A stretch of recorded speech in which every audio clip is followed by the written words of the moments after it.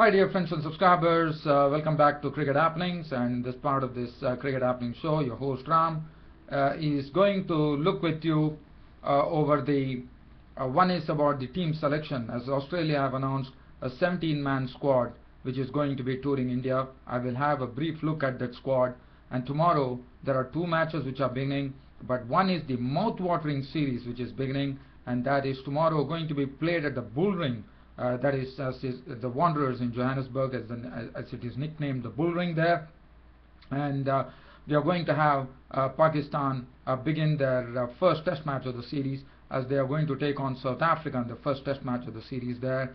What a series this is going to be. It looks to be a mouth-watering prospect, which I'll be talking about, just reviewing the first test match and probably the series. And also tomorrow Australia and West Indies clash in the first of the one-day international match of the five-match series, which is starting at the waca ground in Perth. So first, let me have a look at the Australian squad that has been selected for the Indian tour. As you know, in the month of February, Australia will be leaving for India, and they would be starting off with some two warm-up games, which would be starting on February 12th and 13th. So looking at the Australian squad that has been named, what I would like to tell you, as you know, India is a tough place, because basically it doesn't assist the pace bowlers as it assists in Australia, because in Australia pace and bounce is the key, which really helps them. But in India it is going to be a different ball game. But one thing that Australia would be pretty happy about, in the sense they would have got a bit of confidence, is after seeing the way Graham Swan and Monty Panesar bowl to India, and even for that matter James Treadwell, they were really tempted to include some spinners in the lineup. If you look at the spinners that Australia have included in the team, they have Xavier Doherty, the left-arm spinner, who is there, and then they have Nathan Lyon, the right-arm spinner. I think both the choices are pretty good choices, and Xavier Doherty is a much improved bowler. Nathan Lyon is not afraid to flight the ball, and that's what the English bowler James Treadwell was doing. So Nathan Lyon would be tempted to really flight the ball to the Indians there. As far as the other thing is, let's look at the pace squad. Now the pace squad, they have lots of hard work to do. There are lots of players who are there in the team who are actually touring India for the first time. So that's going to be pretty interesting. Now let's see, the pace attack consists of Mitchell Johnson. Then they have Peter Siddle, who is always become their strike bowler there, and then they have James Pattinson, who is back after that injury. It will be very good to look at it. And Mitchell Starc is the ever-improving Mitchell Starc, who is, according to me, shall play a great role on this trip to India. It will be a learning experience for him, but more than most, as I said, it is a really hard grind for all the pace bowlers in India, because wickets are not really conducive to pace bowling. The ball doesn't swing much, so it's a flat batting pitch that you have, or probably you might have turning tracks. But if there are turning tracks, well, they do have spinners there to exploit the turning track there. And as I said, the pace bowling comprises of Mitchell Johnson, James Pattinson, Mitchell Starc and Peter Siddle, and it looks to be pretty good there. And let's look at the captain. Well, as you know, Michael Clarke is the captain of the team, and he is in some prolific form. As you know, in 2012, as I said, I've already said, for me, I've already named the ICC Cricketer of the Year for 2012, and that should be Michael Clarke. And then look at the batting. David Warner. Yesterday he suffered a thumb injury. He's out of the first one-day international against West Indies. In fact, he won't be playing any of the one-day international matches against West Indies, which is pretty sad. But it gives an youngster a chance there. And David Warner. Then we have Ed Cowan. Ed Cowan was very impressive. He has already played against India and had some good knock against India too when India toured Australia. Philip Hughes. He's as the person who has already got 2 centuries under his belt in the one-day internationals against South Africa, and he is definitely breeding with a lot of confidence now, because he's a player who can play all the strokes now in the book. And then they have Shane Watson. As you know, Shane Watson has a very good knowledge of the Indian conditions, and he will also be used as a bowler, as you know. Usman Khawaja will be touring India for the first time, so that will be pretty interesting. Usman Khawaja is a very good talent emerging from Australia, and the selectors have a lot of faith in him, and you know, he definitely has the talent to deliver there in India. And then they have Stephen Smith. Stephen Smith is something that Australia look to. John Radley, the chief of selectors, already said that Stephen Smith is the one who is getting an opportunity here, and this would be something sort of a launching pad for him. But Stephen Smith is a very, very good utility player. Matthew Wade would be the wicketkeeper, would be donning the gloves. And then there are Glenn Maxwell, a very, very promising all-rounder in the making. So he has a good opportunity here to show his wares with the bat, and he's a much improved bowler. He has lots of variations in his bowling.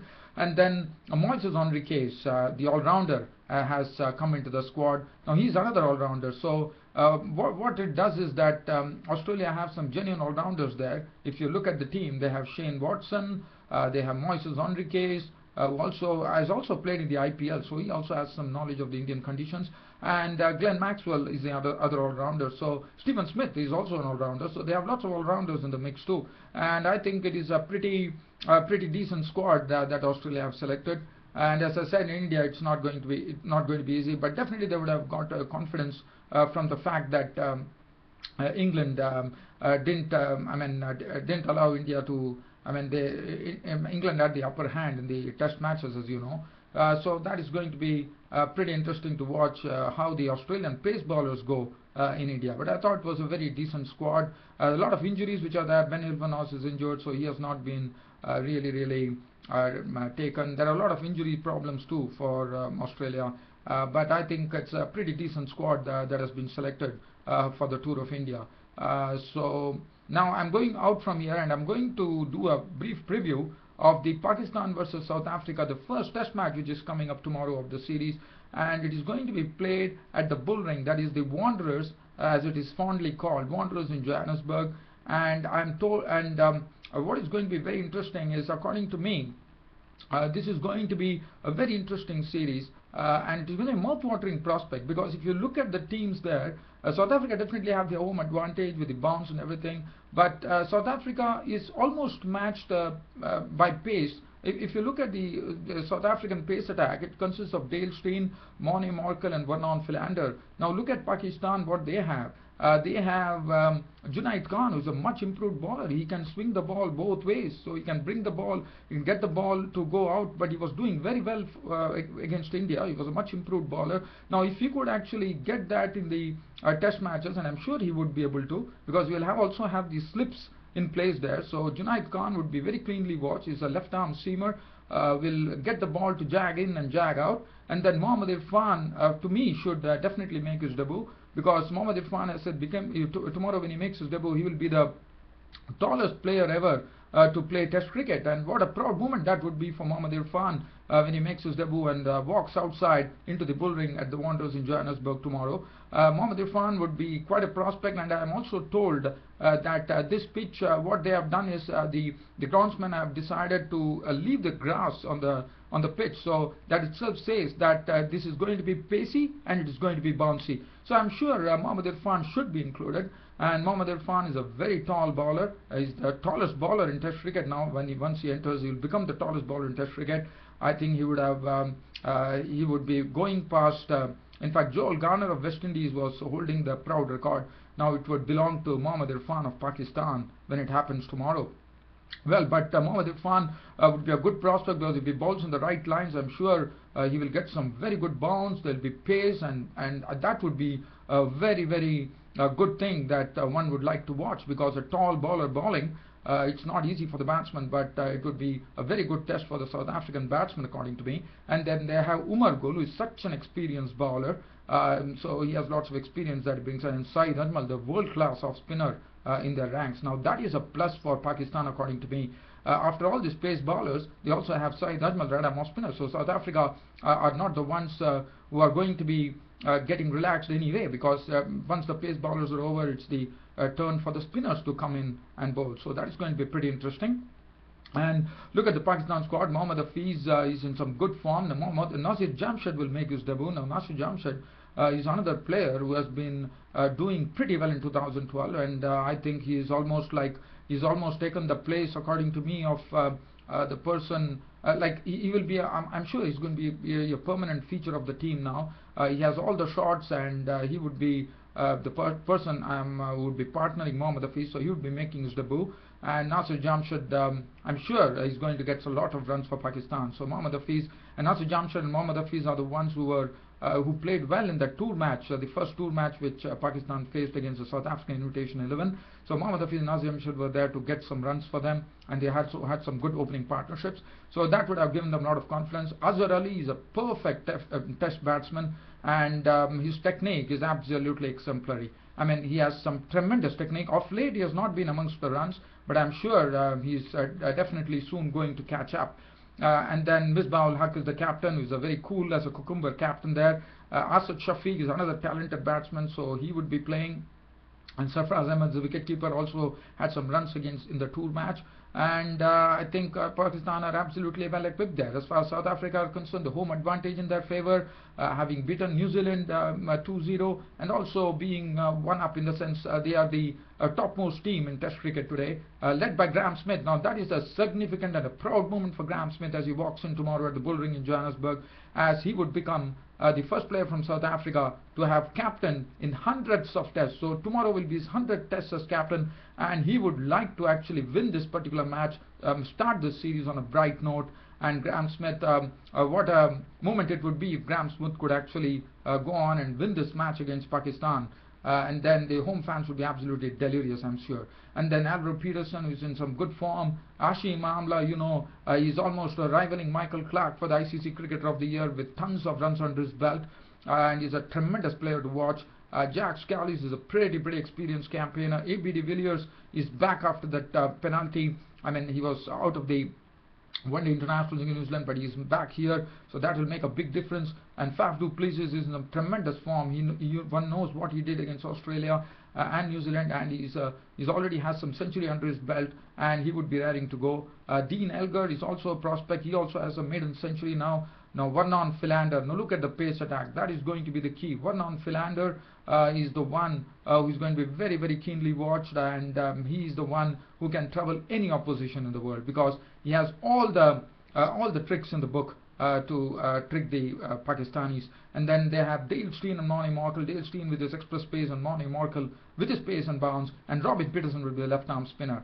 So I think I would slightly say, even though I'm tempted to say that, but I think it's probably evenly matched teams. And then let's look at the Australia versus West Indies one-day international, which is coming up tomorrow. It's going to be very brief because I am almost running out of time on this YouTube broadcast right now. For West Indies, it's all time for them. As you know, West Indies and Australia drew the series when Australia went to West Indies last time in the one-day international series. So it's going to be a pretty different composition, in the sense a pretty different track to play on, because in Australia pace and bounce is something, and they're going to be playing at waca grounds in Perth. As far as West Indies are concerned, Chris Gayle, well, he has just hit some form after being in some woeful form in the Bangladesh Premier League too, and in the Big Bash League. So Chris Gayle has hit some form along with Creon Powell. Ramnesh Sarwan is the one who has returned to the team, so he would be in a position to stabilize the building. That was only big blow for West Indies, according to me, and I think it would play a great role, because he was part of the World Cup, as you know. Marlon Samuels, who got an eye injury after that fracas with Shane Warne, and it was hit by a Lasith Malinga delivery in the Big Bash League.